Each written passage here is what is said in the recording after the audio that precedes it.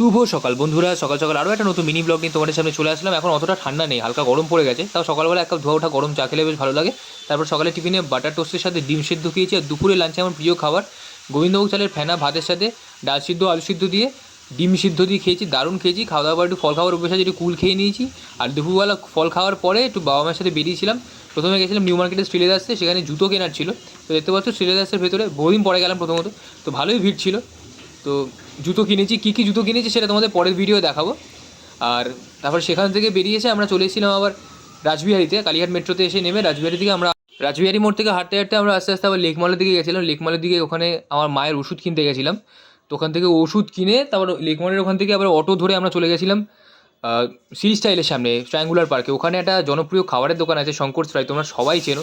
ওখানকার fish fry আমরা প্রত্যেক বছর গিয়ে খাই, প্রত্যেকবার যখনই যাই গিয়ে খাই। খাওয়া দাওয়ার পরে বাসন্তী দেবী কলেজ ক্রস করে ওখানে একটা নাইটির দোকান আছে, তো সেখানে গিয়ে আমরা কিছু কেনাকাটি করি। নাইটি কিনে আমার একটা হাফ প্যান্ট কিনে তারপর সেখান থেকে আস্তে আস্তে আমরা রাস্তা ক্রস করে অটো ধরে আবার ওখান থেকে রাসবিহারিতে আসি কালীঘাট মেট্রোতে। কালীঘাট মেট্রো থেকে আবার মেট্রো ধরে বাড়ি চলে আসি। বাড়িতে ফিরে এসে রাতের বেলা বেশি কিছু খাইনি তেমন, ছাতু দিয়ে মুড়ি দিয়ে মেখে খেয়ে নিয়েছি। তো কেমন লাগলো ব্লগটা অতি অবশ্যই জানিও।